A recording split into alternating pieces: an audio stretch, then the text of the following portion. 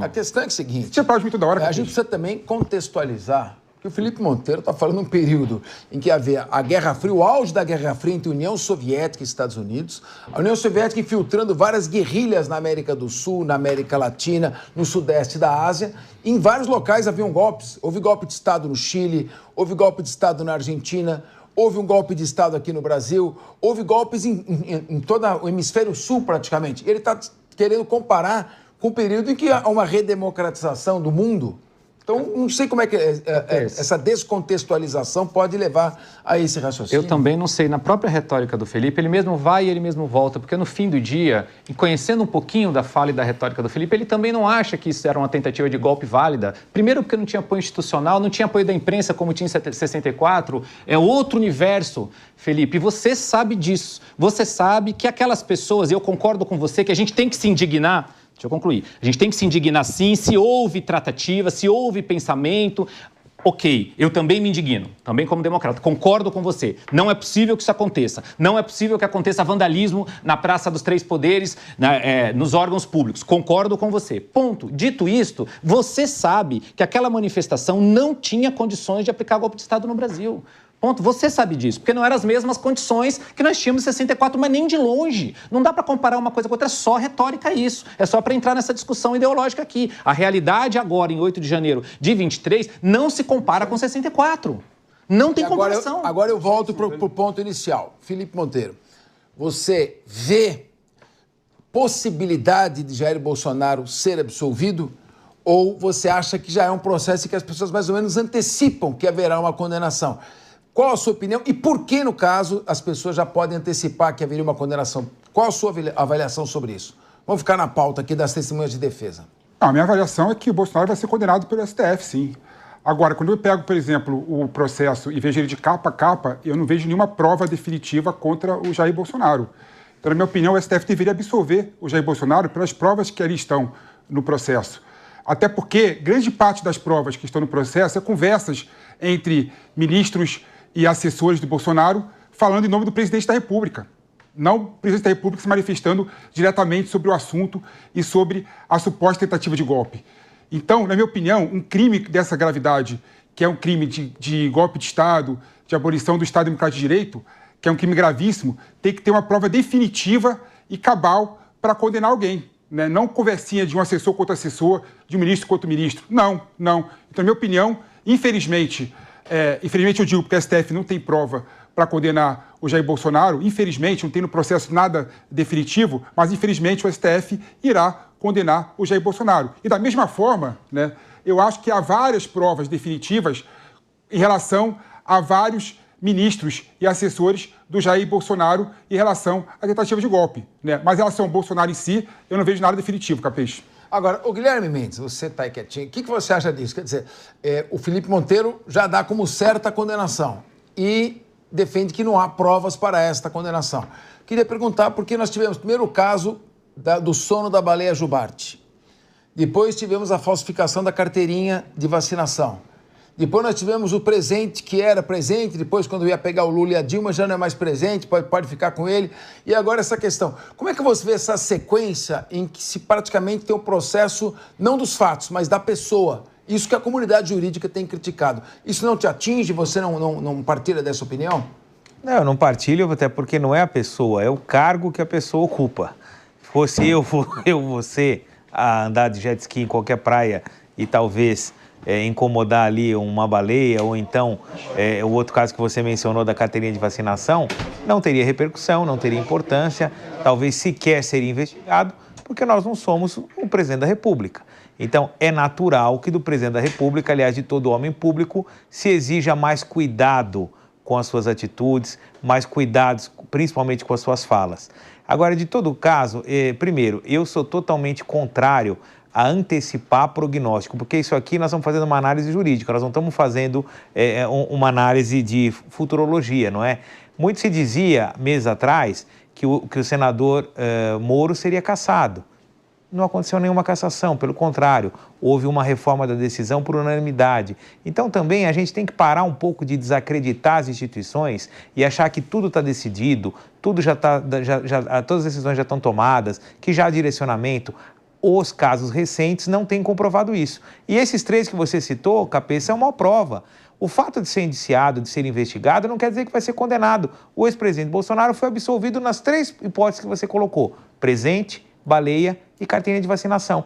Isso mostra o quê? Que a lei está sendo aplicada e que, pelo contrário, não há perseguição. Porque se houvesse perseguição, haveria condenação. Agora, querer que uma pessoa, por ocupar o cargo que ela ocupa, sequer seja investigada, sequer seja denunciada e não venha responder um processo, aí sim seria algo que me preocupa. Porque o presidente da República, como qualquer outro cidadão, está sujeito ao cumprimento das leis. Então, não vejo perseguição.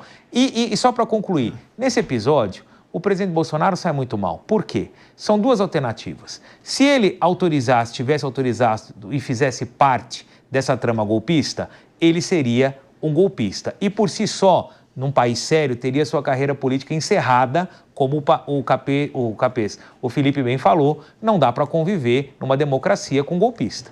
Por outro lado, se ele não tem nada a ver com isso, ele fica com fama de ser um banana. Porque os seus ministros, os seus assessores, a gente mais perto que andava ali o cercando, falava num golpe de Estado, fazia minuta, fazia telefonemas, dava ordem, fazia planos, a revelia dele. Então é esse tipo de líder que o Brasil precisa, é esse tipo de presidente que o Brasil quer? Ou você tem um golpista ou você tem um banana? Então, quer dizer, o presidente Bolsonaro, em qualquer uma das soluções, no meu ponto de vista, já saiu muito mal. Por quê? A única hipótese que ele sairia bem seria a imediata cessação desses planos, se é que ele de fato não tinha conhecimento ou na hora em que ele teve conhecimento, e a prisão imediata de todos aqueles que armaram golpe. Era isso que se espera de um democrata. Agora, se ele sabia e silenciou, ele é omisso. Ou se ele sabia e participou, ele é golpista. Não tem segunda alternativa. Muito bem. Terceira, né? Muito bem. Meu querido Diego Tavares, diferentemente aqui do Guilherme está fazendo um julgamento político, ele tem todo o direito de fazê-lo. Eu estou focado aqui na questão do devido processo legal, que é o que me preocupa, porque a herança que nós deixaremos sobre esse caso vai criar jurisprudência para todos os casos, de esquerda, de centro, de direita. Então nós temos que defender o devido processo legal, porque faz parte da Constituição.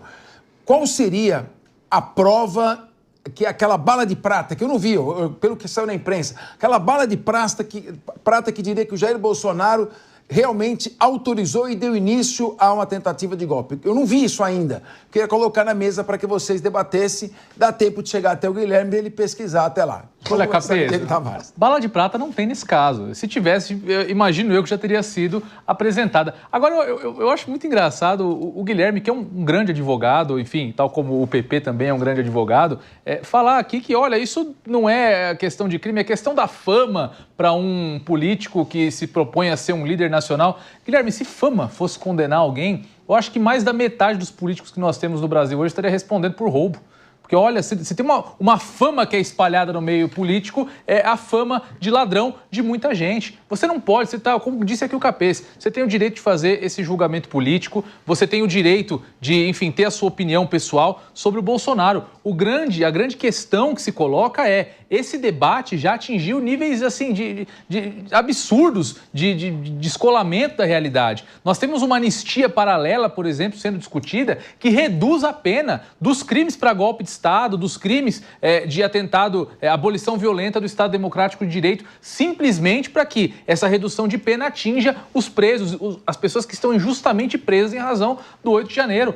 Olha aonde chega o debate quando a gente torna o processo jurídico, quando a gente torna a relativização do direito tão latente quanto está acontecendo no caso do 8 de janeiro. É absurdo que o Brasil cogite diminuir a pena para crimes tão graves, mas essa seja uma necessidade diante da violação de direitos e garantias fundamentais por parte da Suprema Corte, que deveria justamente resguardar a Constituição Federal. Então, novamente, e aí eu acho que é o único ponto em que você acerta na tua fala, nós estamos falando de um processo eminentemente político, que deveria ser um processo puramente jurídico, mas que está sendo conduzido simplesmente pelo seu aspecto político. Mas, Ricardo Rous, processo político é por crime de responsabilidade e é julgado perante o Senado Federal, que é o processo de impeachment. Processo criminal, você está julgando se uma pessoa cometeu um crime. Como é que isso pode ser um processo político, inclusive, em que quem vai julgar já antecipa opiniões Essa questão que a gente precisa debater aqui. Capês, é exatamente esse ponto que você trouxe que causa tanta indignação em grande parte da sociedade. É essa ausência dessa bala de prata que mostra que Bolsonaro estava na costura de tudo isso. É isso que causa a divisão de uma parte que pensa da própria esquerda brasileira. E eu me vi aqui retratado na fala do Felipe Monteiro, que me causou até um certo...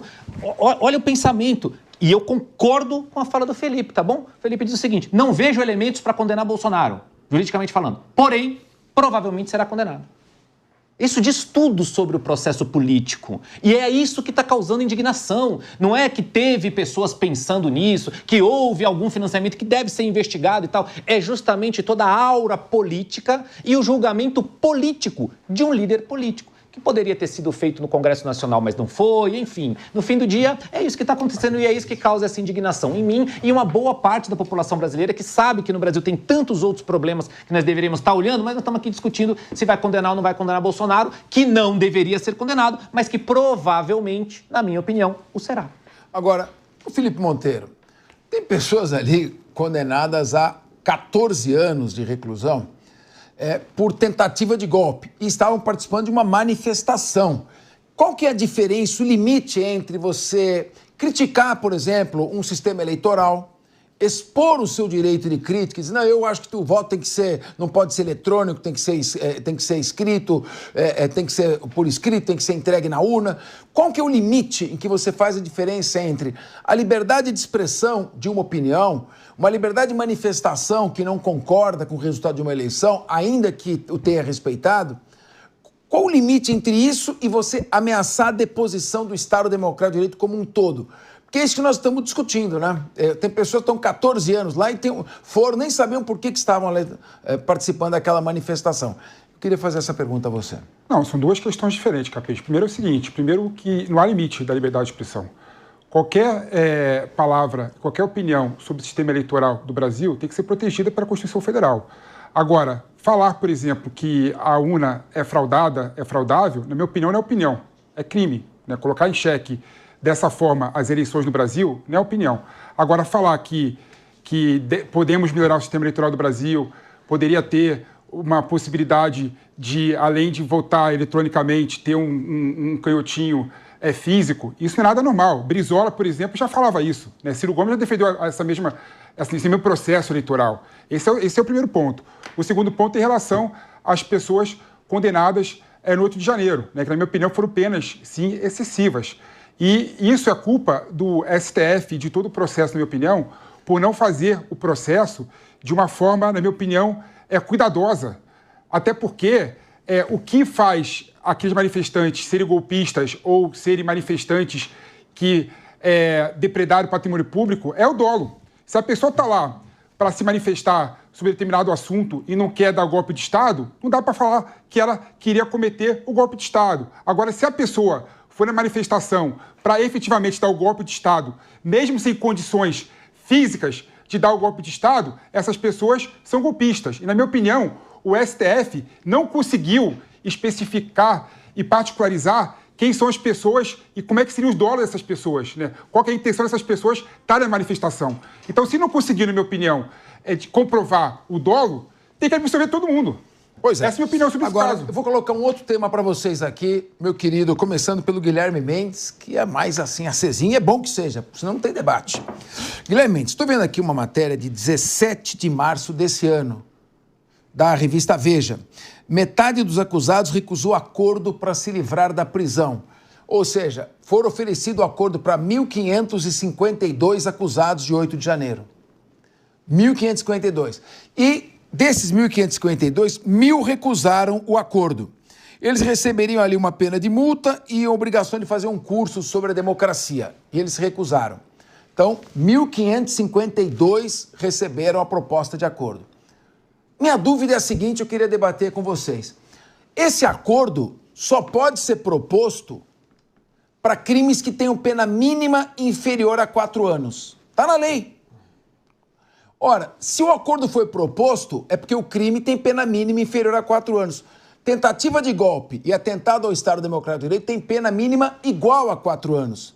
Então, se foi oferecido o acordo e eles recusaram, como é que poderiam oferecer uma denúncia por esses crimes? Não é uma contradição? E aí que eu digo, e o devido processo legal? Capês, é uma contradição e para mim não tenho essa resposta e menos ainda eu tenho a resposta de quem não aceitou. Por quê? Se quem estava lá depredou o patrimônio público, atentou contra o Estado Democrático de Direito, poderia voltar para casa pagando uma multa, que não sei nem, talvez os que não tivessem condição, nem a multa pagariam, e assistiriam lá um cursinho online sobre democracia, e aí voltariam para a internet para falar as bobagens que vinham falando, muitos deles, inclusive uma das condições do acordo é que eles ficassem afastados das redes sociais durante 2 anos, e para nossa surpresa, a imensa maioria não aceitou, o que mostra talvez que essas pessoas de fato não tivessem tão perdidas, como se diz, tão coitadas naquela praça ao negarem essa condição. Por quê? Se elas estão ali, elas talvez soubessem muito bem o que estavam fazendo. Uma parte, você daria uma parte ao Felipe Monteiro? Todos quer parteá-lo. Pois não, vamos debater. Tem uma coisa que você não dá para negar, né? Para você fazer o acordo, você tem que assumir o crime. Sim. Tem que falar que você efetivamente cometeu o crime contra o Estado Democrático de Direito. Então, na minha opinião, isso, sob o aspecto moral, é muito grave. Às vezes a pessoa não quer falar que cometeu o crime porque acha que não cometeu o crime. Se eu fosse... Mas se eu tivesse na pele, se eu estivesse na pele dessas pessoas, sabendo que ia chegar em casa, ia ter meu filho, minha filha ia crescer com 18 anos de idade, né? E depois de um tempo, eu falo assim, pai, é verdade que você cometeu crime contra o Estado Democrático de Direito? Claro que não, filho, mas você assinou aqui que você cometeu o crime. Sim. Né? Isso vai ficar registrado para sempre na vida dessa pessoa. Então eu vejo com naturalidade a pessoa não aceitar assinar esse tipo de acordo. Guilherme, eu quero, a palavra está com você. Claro. Guilherme, a palavra está com você, mas eu quero que você raciocine o seguinte ponto. Olha o que diz a lei. Se o investigado confessar a prática da infração penal, que é o que o Felipe disse, tem que confessar a infração penal. Se o crime for cometido sem violência ou grave ameaça, só pode ser proposto acordo para crime cometido sem violência ou grave. Então, a narrativa da arma já caiu. E se o crime tiver pena mínima inferior a 4 anos, a tentativa de golpe tem pena mínima igual a 4 anos, não inferior a 4 anos. É o artigo 28, letra A do Código de Processo Penal. Então eu pergunto, como é que se pode propor um acordo, a pessoa recusa, e aí você denuncia por outros crimes que não são aqueles do acordo? É esse ponto que eu quero que você o Diego, está aberta a palavra, o Diego, quem quiser falar, porque nós precisamos defender aqui o devido processo legal. Porque quando você viola o devido processo legal, a vítima, toda a sociedade. O que está sendo feito agora vai criar uma jurisprudência para todos. Quero te ouvir. Não, concordo. No aspecto processual, você tem total razão, Capês. De fato, a proposta que foi feita ali foi para se tentar, dado e também... E aí a única escusa que eu faço é o ineditismo da situação, não é? Esse tipo de transação de acordo penal é feito para crime de menor potencial ofensivo, como você bem falou, sem o cometimento de violência ou grave ameaça. Agora, a situação ela foi tão bizarra, a situação foi inédita, ela foi tão surreal que talvez se tenha, de fato, adotado uma interpretação processual indevida. Ou seja, esse acordo sequer poderia ter sido oferecido para essas pessoas. Mas volto a dizer, se fosse para benefício delas, e eu não tenho dúvida que entre ficar 13, 14, 15, nós tivemos condenação de até 16 anos de prisão, e ficar em casa assistindo lá o cursinho sem nem ter tornozeleira, pagando uma multa ínfima pela transação, eu acho que essas pessoas deveriam sim ter aceitado esse acordo, ainda que do ponto de vista processual, como você bem falou, ele seja indevido. Agora, o que o Felipe coloca muito bem é exatamente isso. Quando se assina um acordo, está se presumindo, ou melhor, se assumindo o cometimento do crime. E aquelas pessoas, elas são tão loucas, tão deslocadas, que elas não acham só que não cometeram crime, como elas acham que estavam salvando o Brasil, salvando a democracia. Ou seja, é gente lunática, é gente maluca. E isso explica o fato de eles preferirem serem julgados e estarem presos na cadeia do que assinarem um acordo que, como você bem falou, processualmente talvez não poderia nem acontecer, mas do ponto de vista individual de cada um daqueles que estava ali, que poderia voltar para sua casa com a sua família, seria talvez a melhor das soluções. Embora, Capês, reafirmo pela terceira vez, talvez do ponto de vista processual, de fato, esse acordo não poderia ter sido oferecido. Pois é, mas o Diego Tavares, o ponto de vista processual é tudo numa democracia, porque é o devido processo legal. Essa é a base de toda a democracia. Sim. Que a pessoa seja acusada com provas lícitas, perante o juiz competente, tenha direito de defesa, tenha cometido um crime de acordo com a lei. Eu queria te ouvir. Pois é, Capês, e aí eu retomo aqui o que disse o Felipe Monteiro. A gente não pode deixar de se indignar com esse tipo de coisa. Se indignar porque é justamente na ditadura, justamente aquilo que esse núcleo do suposto golpe é acusado de praticar, é o que ocorre nos países onde o direito não vale nada, onde o que vale é a decisão da autoridade, é a opinião política da autoridade que se encontra no poder. Nós temos aí diversas violações ao devido processo legal e que a gente pode, desde o começo desse processo, desde o começo desse inquérito, elencar várias delas, desde a falta de individualização da conduta, essa apreciação de processo penal por baseada, colocando todos ali. Como disse aqui o Guilherme Mendes, são todos lunáticos, são todos golpistas. Não, tinham pessoas ali que estavam... Tinha gente ali, olha, alguns casos mais absurdos que a gente acompanhou nesse tempo todo, tinha gente que não estava na Praça dos Três Poderes e que foi denunciada pela tentativa de golpe de Estado do 8 de janeiro. Tinha gente que estava ali pedindo comida, que viu as aglomerações na frente dos quartéis e estava ali porque, diante de uma aglomeração, viu a oportunidade de pedir esmola para poder comer alguma coisa. Pessoas sendo presas, acusadas de tentativa de golpe de Estado, acusadas de organização criminosa armada, acusadas de tentativa de abolição do Estado Democrático de Direito. Enfim, crimes que evidentemente pressupõem a necessidade de comprovação do dolo. A pessoa tem que ser comprovado que a pessoa queria, tinha a vontade de depor o governo que ali se encontrava, de instalar uma ditadura no país, de suprimir direitos fundamentais. Nada disso. Como disse aqui o PP, olhando de capa a capa do processo, nada disso se identifica. Então, é óbvio que o que nós temos é um grande julgamento político no qual o direito é desprezado dia após dia e que certamente está criando uma jurisprudência perigosíssima para o nosso país. Agora, um outro aspecto. Por favor. Só para complementar, quando você tira toda essa ideologia, essa energia que o Guilherme coloca e se atenta ao devido processo legal, você vai vendo que, de fato, é um julgamento político. Agora, Ricardo Rosso, uma outra questão importante. Deputado Alexandre Ramagem. O Congresso Nacional votou pela suspensão do processo criminal contra Alexandre Ramagem. Muito bem. O Supremo disse, não pode, porque só são suspensos os crimes cometidos após a diplomação. 8 de janeiro ocorreu após a diplomação. Então, se o crime foi cometido antes da diplomação e se 8 de janeiro é após a diplomação, então 8 de janeiro não é o golpe.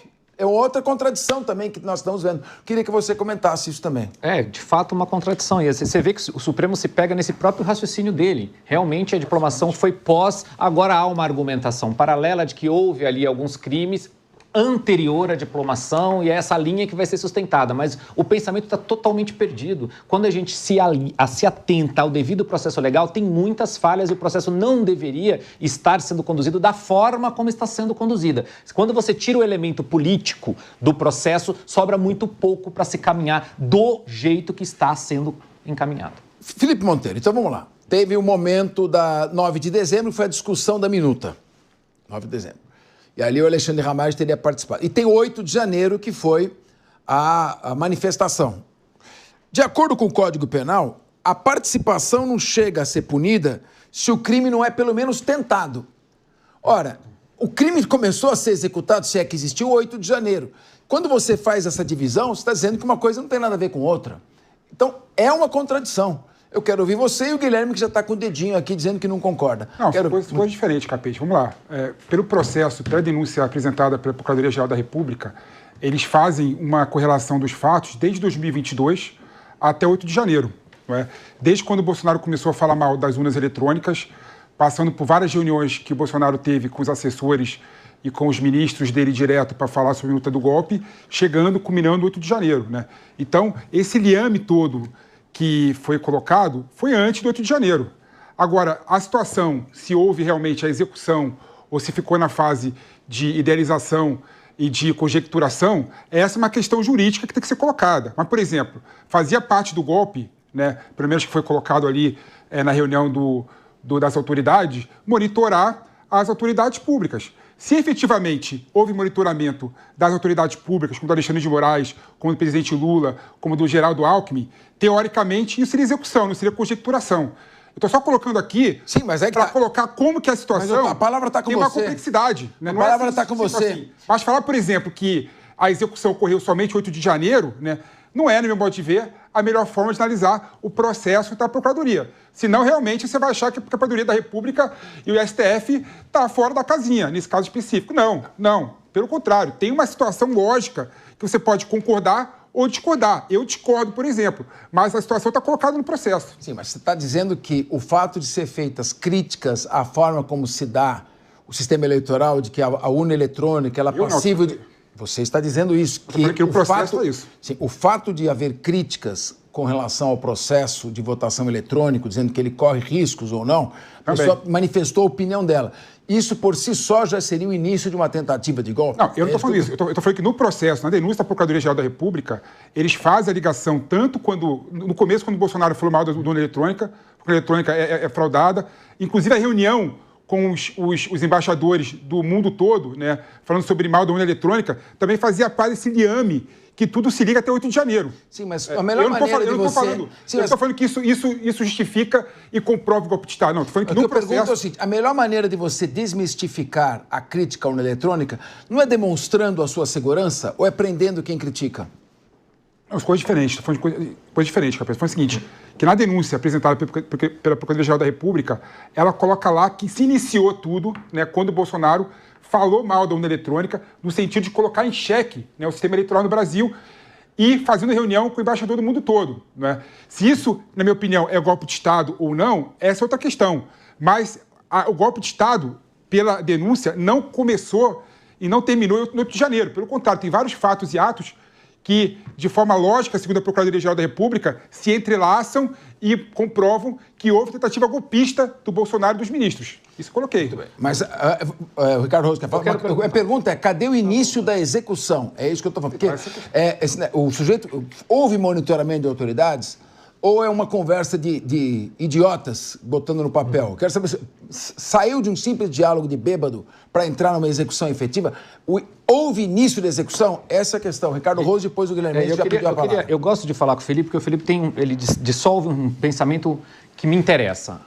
Felipe, na sua linha, como a Procuradoria-Geral da República colocou lá, que lá, desde quando o Bolsonaro fez crítica às urnas, depois reunião com os embaixadores, vai traçando essa linha. Você acha que ela faz sentido? Não. Porque, para mim, não faz sentido nenhum. Ela foi pegando, juntando pontos minimamente racionais na cabeça do PGR ou do grupo que estava ali, para tentar apresentar uma denúncia que, na minha opinião, é política. Ou seja, eu queria perguntar para você, que enxerga em você um democrata, você acha que faz sentido mesmo essa linha desenvolvida que você apresentou, que ela faz sentido? Você acha que realmente a fala do Bolsonaro criticando, a opinião dele criticando as urnas eletrônicas, tem a ver, de fato, costura com isso, que culmina no 8 de janeiro? Não, vou lembrar o seguinte, que o Bolsonaro foi condenado no TSE por conta da reunião com os embaixadores. Okay. No foro adequado foi condenado. Né? E eu não acho, sinceramente, que dá para fazer um liame entre a reunião do Bolsonaro com os embaixadores do mundo todo e a crítica dele, na minha opinião, equivocada sobre a urna eletrônica, comprovaria o golpe de Estado. Né? Por que eu acho que faz sentido? Porque em 2022, ele não sabia que ia perder as eleições de 2024. Desculpa, em 2024. Sim. Eu não sei que ia perder as eleições. 2 anos antes, vou perder as eleições de 2024, logo eu vou fazer um movimento aqui para justificar que em 2024 eu vou dar um golpe de Estado. Não tem lógica nenhuma isso. 2 anos antes você pensar em golpe de Estado. As eleições foram 2022. Foi 2022. A reunião com os embaixadores foi 20, né? Muito bem. É que você falou 24. Muito bem. Mas, Guilherme, o que você está balançando a cabeça? Mas é simples, é claro. Não era 22, 24, era 20, 22. Minha gente, é claro que tem uma correlação lógica. E é aquela história do plano B. Você faz o seguinte, como o Trump fez nos Estados Unidos, desacredita o processo.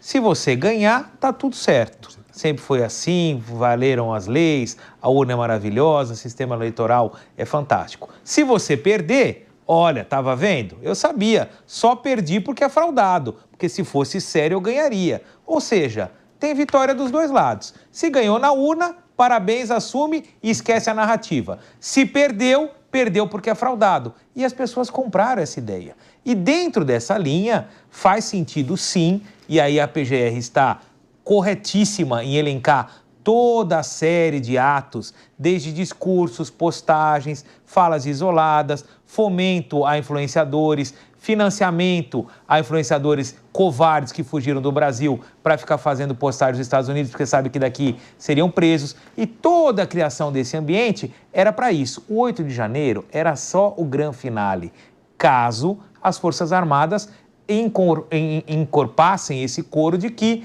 as eleições foram fraudadas e que o Brasil passava a ter um risco de entrar numa ditadura ou então de ter um governo ilegítimo. Então, é claro, é óbvio, como o Felipe bem falou, você não arma um golpe de Estado do dia para a noite, nem numa semana. Você tem que construir o pensamento da opinião pública, você tem que arregimentar apoiadores, sejam eles armados ou desarmados. Eu via naquela discussão quando vocês falavam de 64, e a gente pode trazer o exemplo ao contrário, da redemocratização. Quando você foi ver o caso da Revolução dos Cravos em Portugal, ali as pessoas não tinham armas. Quem depôs armas foram as próprias Forças Armadas. O que elas faziam era colocar um cravo no bico das carabinas.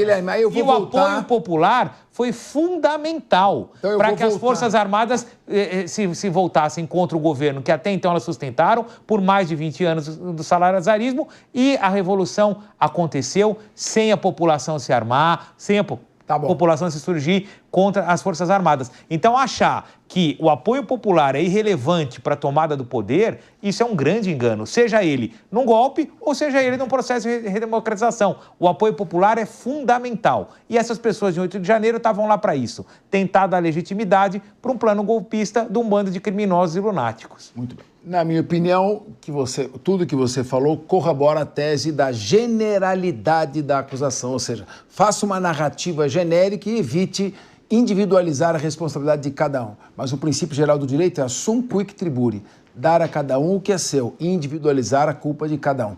Não é isso que eu estou vendo.